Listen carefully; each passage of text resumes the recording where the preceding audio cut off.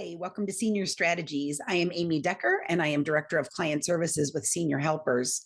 We have a really great show in store for you today. We're going to be talking with Desirae Mearns, who runs the Florida chapter for the American Parkinson's Disease Association. What we find is, there's so many other diseases and ailments out there that we really get a lot of attention, and deservedly so.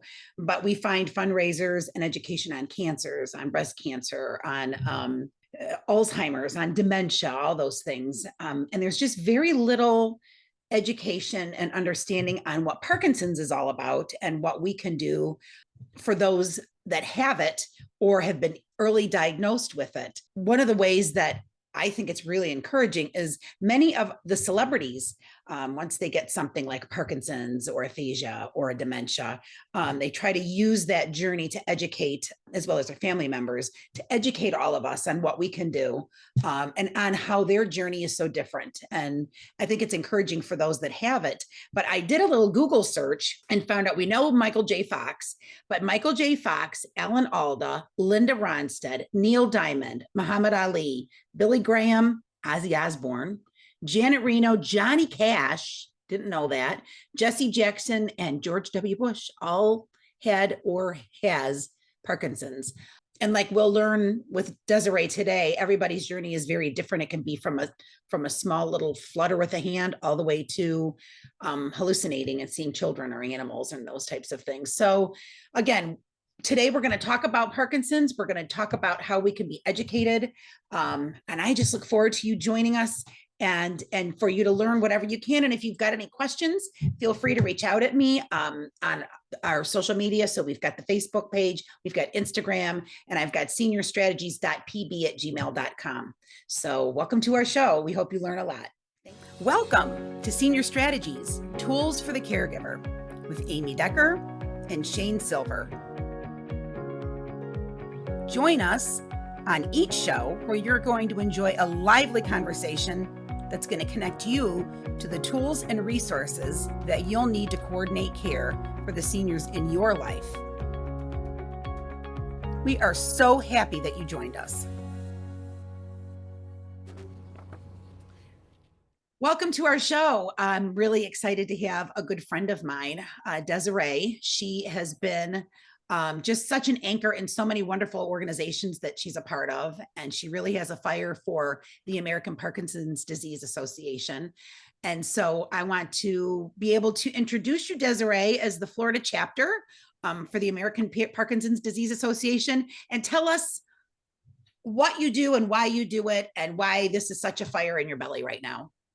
Absolutely. So thank you so much for having me on. It's always a pleasure. Oh, like Amy said, we have known each other for all different walks of our journey, Yes. all the way back to whenever I was director of the SHINE program, which feels like a long time ago, but it really wasn't. Right. So, and SHINE is the free unbiased Medicare counseling portion of the Area Agency on Aging. So that's really where I started my journey. Many don't know, but I actually started my practicum for my Bachelor's of Healthcare Administration at the Area Agency on Aging.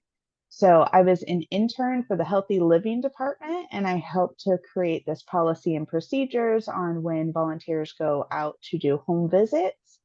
And so that's when I really connected with just the senior services as a whole. And I fell in love with that because, there's so many organizations that support and provide positive impacts on children and puppies and the environment, but sometimes our seniors get left behind. And Right. I have a really close relationship with my grandmother. I call her Lala. And so she's always been there for me. And it's just kind of the way that I give back to our senior community. So I have so much fun doing it because I've just been lucky enough to have a touch in a little bit of everything.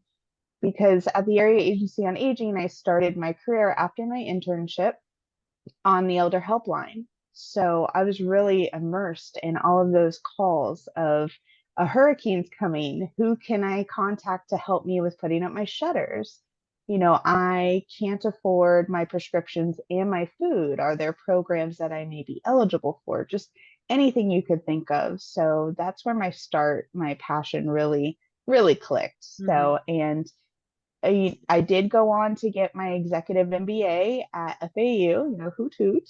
So, and I really enjoyed that. And it was a surprise to me because I didn't think I was a self-taught person, but that was entirely virtual.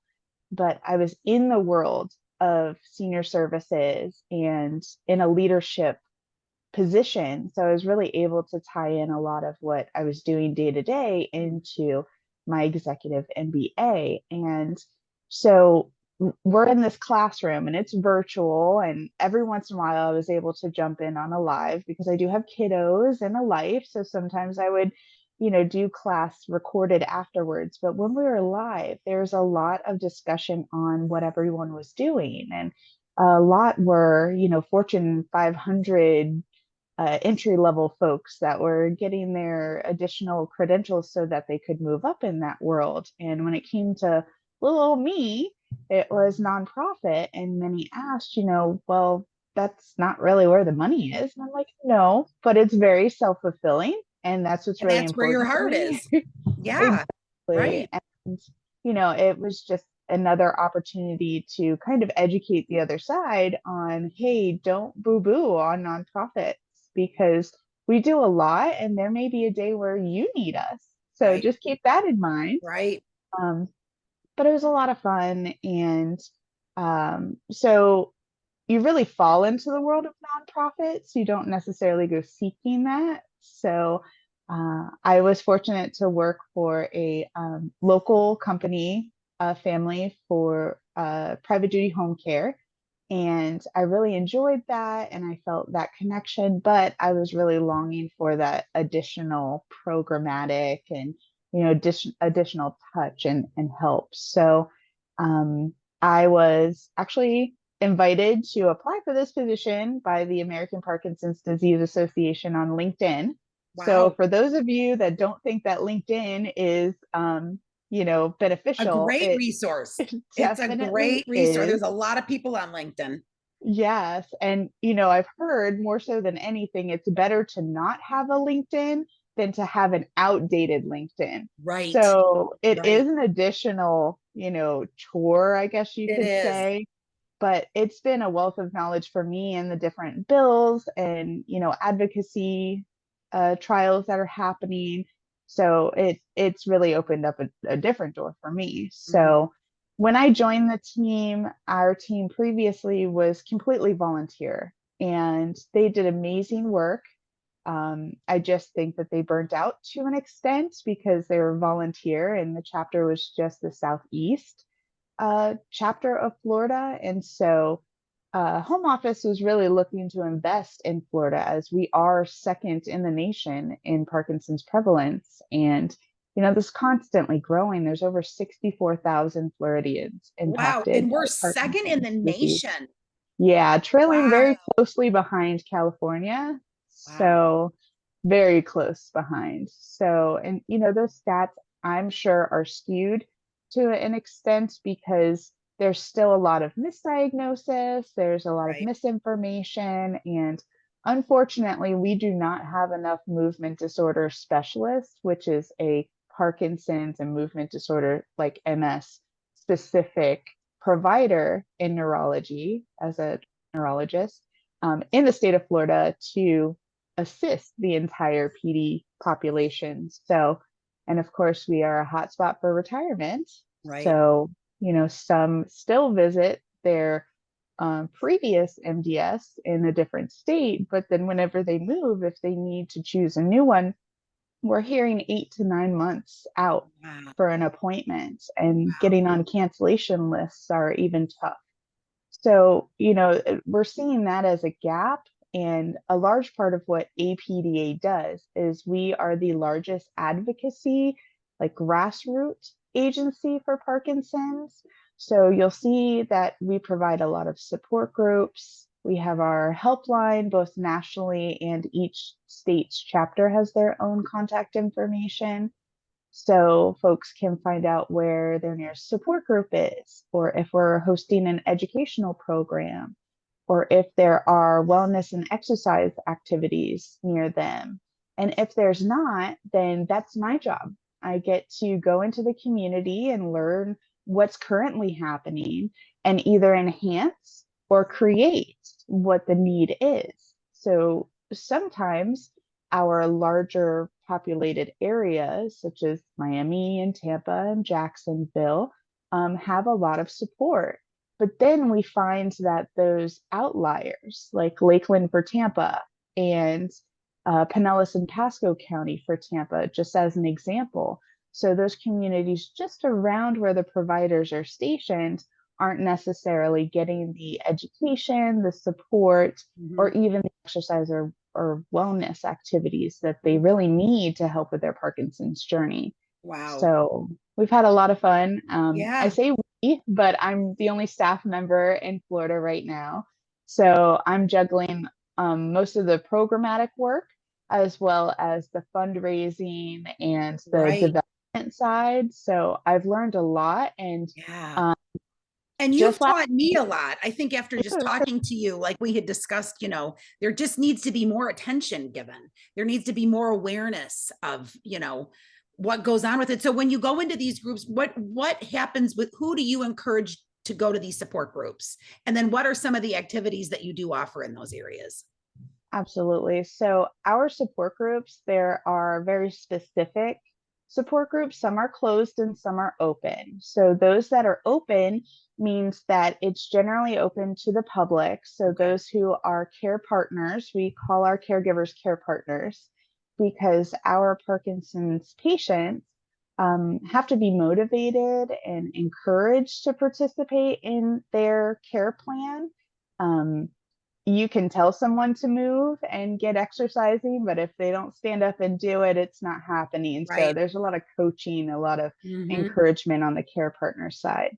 So the groups generally start with care partners, and we call them PWP, the person with Parkinson's. So they start together and they generally talk about new research or maybe a new article someone found, or sometimes we have presenters that come in from the community to present on an array of topics. Nice. And after that, they split up, and the care partner has their own space, and the person with Parkinson's has their own space to navigate their journey, share victories, share Mhm. struggles, talk about something that's coming up that they're looking forward to. I hear it all in the support groups. And so the open ones invite presentations and they invite the community in. Mhm. There are closed groups where they do not want any presentations. They just want the full time to navigate that journey. And that happens quite a bit whenever we set up care partner specific support groups. Mhm. So they're not looking to, learn anything new. They can receive that from their other programs and their other support Uh-huh. systems, but they really want to navigate. And right now we do have a virtual care partner support group. So Oh, we're getting care partners from all over that's Florida, great. and everyone has a different struggle. So, and I think that it's really important that they understand that, Mhm. because those folks that are logging in from, South Florida are now realizing how under-resourced and Yes. underserved Yes. certain rural areas are. And so And it's what a really shame that helping to they build don't have that. the proper doctors. Like, too bad you can't do like a telehealth with the doctors that they could, from other states that they could even call in. Some of these people have to wait Yeah. 10 months before they Yeah, can get some scheduled. do. Wow. Wow. So, and that's because there's no true way to determine Parkinson's disease Really? until autopsy, just like Alzheimer's. Oh, So there are certain methods to diagnose, and that includes different walking tests and DAT scans, and but there's not a true until diagnosis. autopsy. Yeah. So So you can um, tell by what? By their gait. You can tell by their, like, what yes. are certain things that they look at to say you look like you could be dealing with that? Absolutely. So I like to split it up into what's called I call the PD iceberg. So PD is short for Parkinson's disease. Hmm. And so on the top of the iceberg, you're seeing the motor symptoms. You're seeing the rigidity, the bradykinesia, which is also slowness. You're seeing that postural instability. And the most famous form of Parkinson's is tremors, that little shake. Oh, The right. shake at rest. So whenever someone is resting or in between actions, so not whenever they are performing an Okay. actual movement. Hmm. So those are the motor symptoms that you see on the surface. But whenever we really dive into the iceberg, so under that water is our non-motor symptoms. So that can include things like drooling, trouble with swallowing. They can also have depression and anxiety. So I'm not saying that because you have depression and anxiety, it may be Parkinson's disease, but that Hmm. is research shows that it is a non-motor symptom. Hmm. We have visual disturbances. So they're seeing little people or, Oh, things are animals, appearing as something right. else than That's all what they similar to Lewy are. body dementia. Exactly. They And so see there is a animals and children. tie. There Okay. is a tie between Yeah, Lewy body right. dementia and Parkinson's. So we do have an array of webinars and education publications on that as well. So because we want Interesting. everyone to be informed. So don't be intimidated. We just want you to look out for To be aware. And what is that there a is. specific age where these sign? I mean, we know like Michael J. Fox, he was diagnosed young. Well, you can't Hmm. diagnose, but whatever. He Yeah. started that journey when he was younger. Um, Hmm. but is there a specific age where you can say this is a good time for us to start watching to see if they have it? Or are you born with it? Yeah, so that's still in the research. Uh-huh. So we actually fund the Center for Advanced Research, which is at the Mayo Clinic in Jacksonville.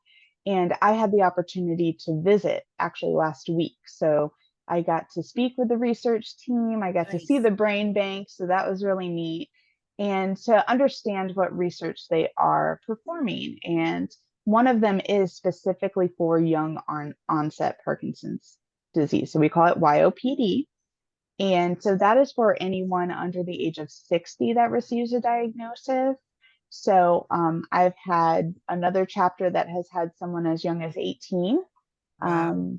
But I personally have met someone as young as 29. So that's the youngest that I've met in Hmm. Florida. I'm sure others are out there.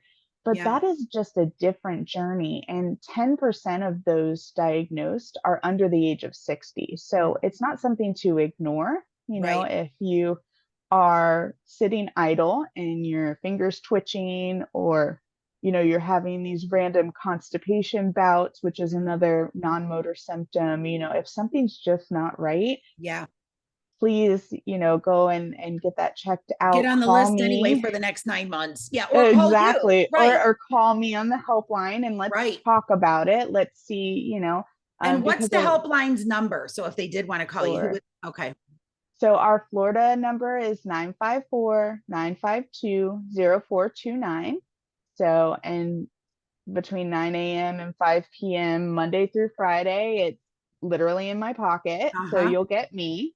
And, a lot of the calls that I receive on the helpline are newly diagnosed and they're just fearful. Oh, I'm Um, sure. and my favorite thing is to navigate it's going to be okay. I Yeah. know someone who has had Parkinson's for 38 years and she's still dancing ballet. Wow. Everyone's journey is different, Mhm. but the earlier you catch it and the earlier you start the different forms of treatments and, you know, reach out to your resources, get support and education, the better off you'll be for the rest of your journey, Uh-huh. because no one dies of Parkinson's, they die with Yeah. Parkinson's. So there's Right. That's generally something interesting. else that they die from, but they do die with Parkinson's. So, And you mentioned until really you get an autopsy, mhm. you can't specifically say that that's what they have, but what do you see on an autopsy that says, ah, yeah, they had Parkinson's? Yeah. So the substantia nigra, which is just an almond-shaped piece on both sides of your brain, is what's responsible for producing, regulating dopamine.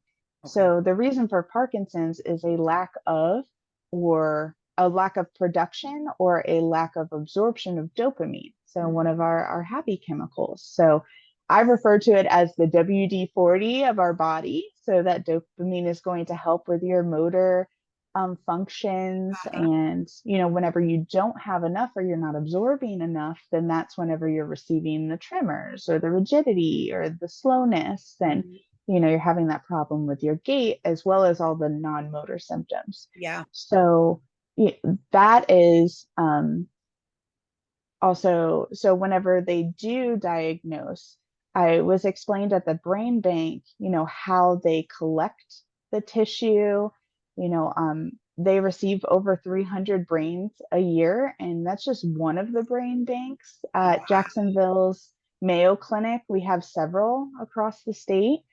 And so whenever they're collecting that tissue, that's what they're studying, the little almond piece in your brain. Yeah. Right. And Right. Yeah. so, Wow. and so, but they're studying all sorts of it. They're studying those that have deep brain stimulation, which is a form of treatment. It's actually a brain surgery. So they're Oh, implanting this pulse generator into your brain. So while you're wow. awake, and Oh, you're they awake. are, yes, and it sends these different electrode like waves into your brain to Mhm. stimulate the substantia nigra, and To produce can, dopamine. yeah, and can really help with, it's really for those who are um tremor dominant as a non-motor symptom. But I was also lucky enough 2 weeks ago to observe one. So I did observe brain surgery. I Wow. did observe that DBS implant in the stage one. So they do both sides, but they do them sometimes at separate times to make sure that everything works out okay. Yeah. And the patient that I watched was not tremor dominant. He was very rigid.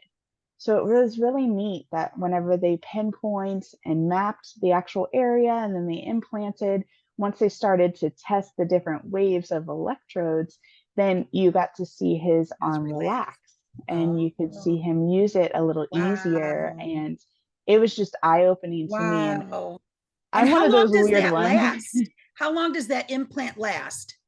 So really what happens is just like the other form of treatment, which is medicinal. So carbidopa, levodopa, which is administered in several different ways, can be an inhaler, can be pills. They're coming out with different pumps on the market.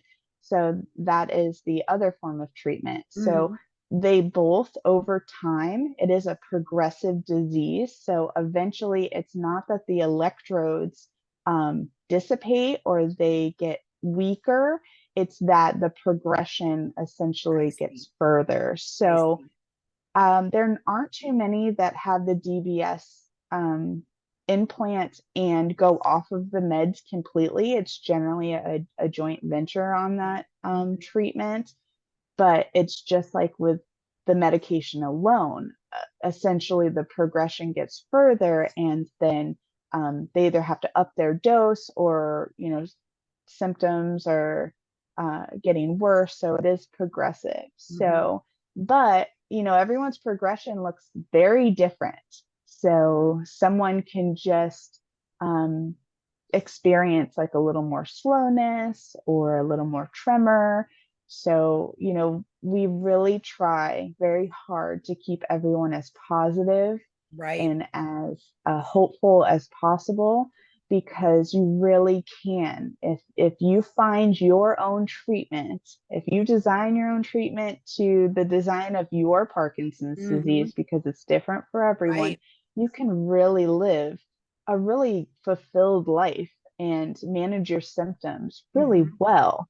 So it's really neat to see. I come Yeah. across a lot of really inspiring people that Wow. just So it take can it to be the from next just a level. small tremor, maybe, all the way Hmm. to, because I know at some point, don't they have dementia, a Parkinson's dementia, that they can actually Like get that a as well?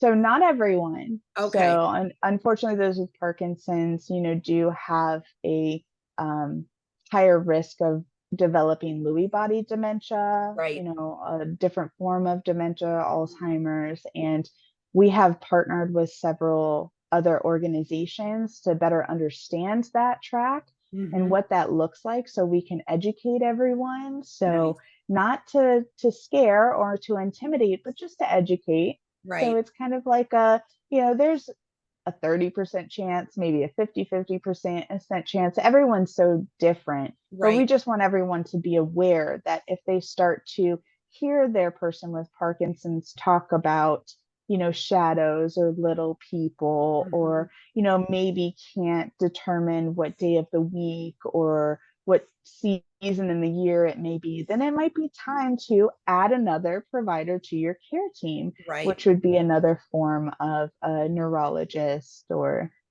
part of that care team. Mhm. So it's really important that we're navigating that with everyone, and, understanding that the care partners, of course, can burn out. Oh, They yeah. need the support and the education as well.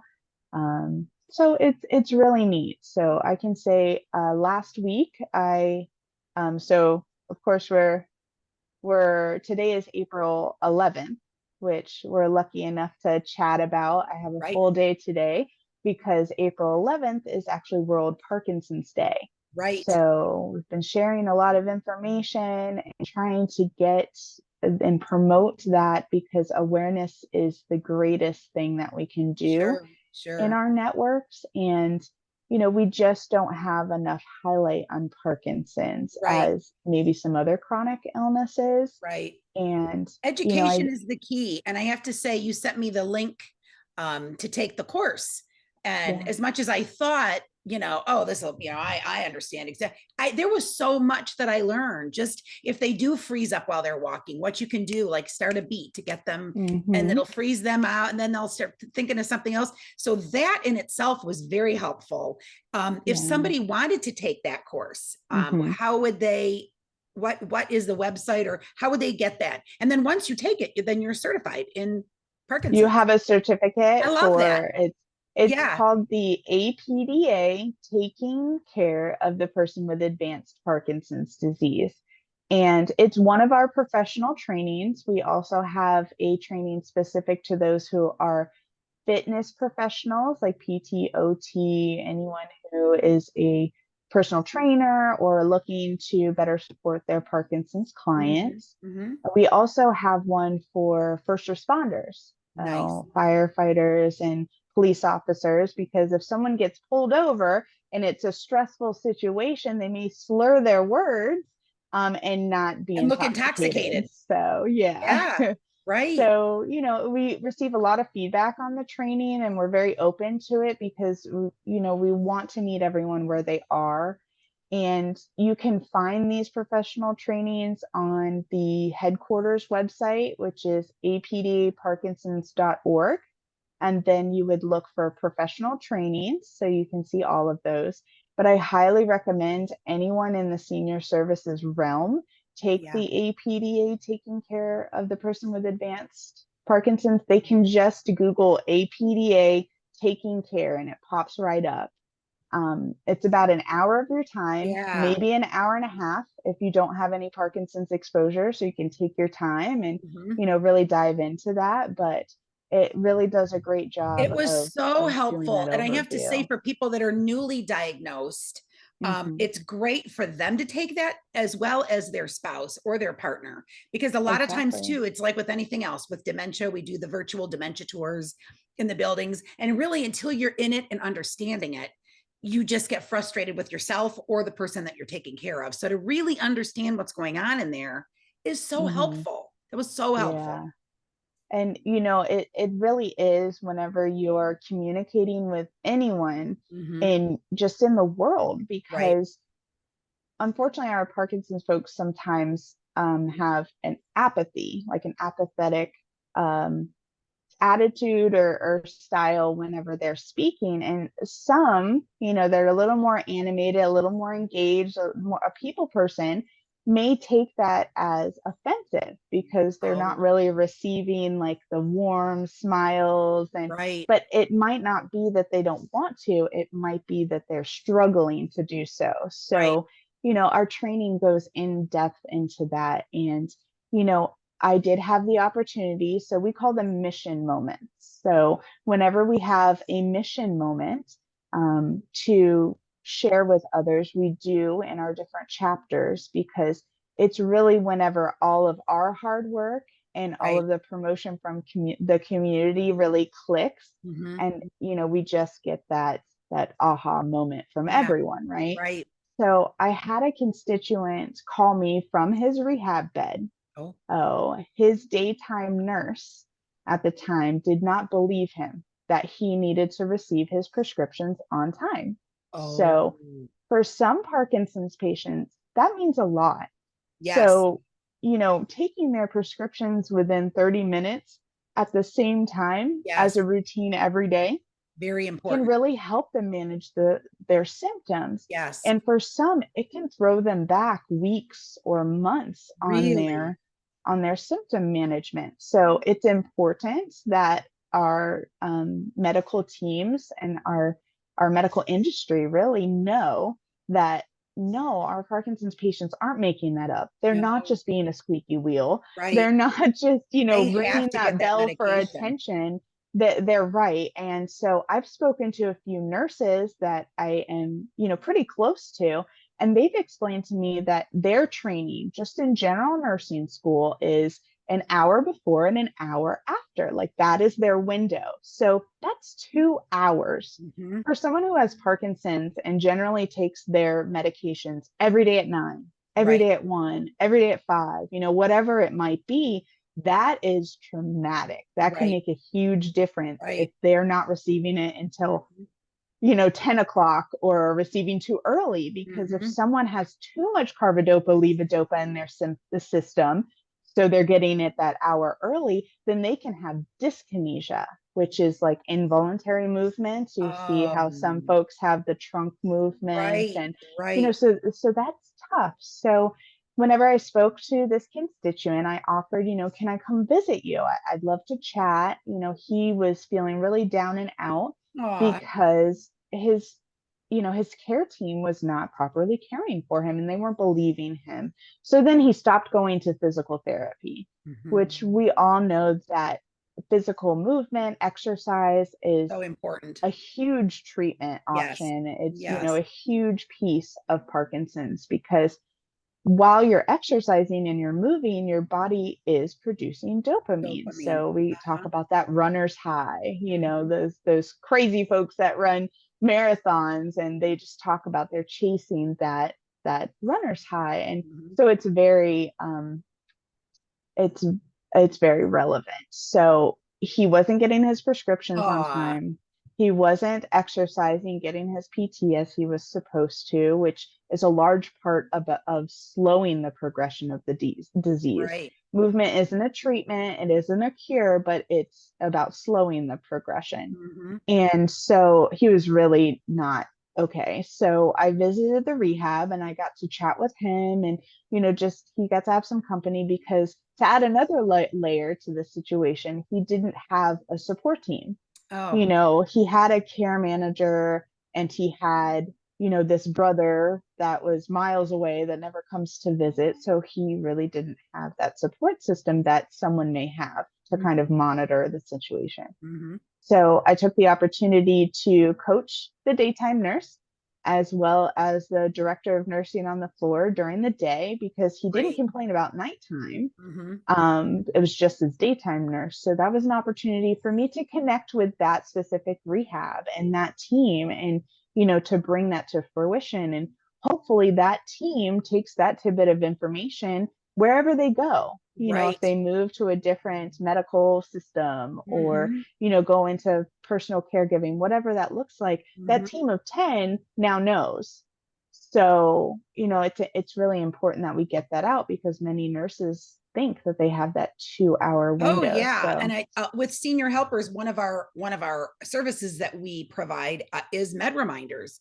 And so mhm, when we go in to remind them to take their medications, we always want to know if they have got Parkinson's, exactly what time do they need to get it, because it can, like you said, they get stiff, or there's just so many things that can happen if they don't yeah, get it at the right time. So we know our mm, clients and our patients that have Parkinson's, we need to make sure we are there getting it to them when they need it. The others Exactly. may have a window that they can wait, Yeah. but with Hmm. Parkinson's, there's no window. There's no window. No. And so, I'm happy to report I check in with him regularly. Aw, So he's back on his meds good. appropriately, and he went back to PT and OT. So he's back in and he's doing better. So Hmm. he's not back to his normal. He's Hmm. not back to his baseline just yet, Yeah. because it was several weeks of this before he finally reached out. So, Wow. but he'll get there. And, Mhm. it's really just about that education. And it's also about me doing that grassroots outreach, going to the rehab and saying, you guys are amazing, but we need to talk. Yeah. Because this is what's important to this constituent. And, Hmm. if he's having an issue, then that means that maybe some other PD patients, either now, in the past, or in the future, really missed a beat here. So Hmm. let's talk about that. So, it's a large part of what I do. It's one of my favorite mission moments. Yeah. I've been on the team for a year now. I So I love it. celebrated my anniversary last week. Aw, And so it's been great to see all the different things I put love it. together. And Um, what do you have any upcoming events or things coming up that people can participate, or what can they do just to help with the awareness of Parkinson's or fund if Absolutely. they want to fund something? Hmm.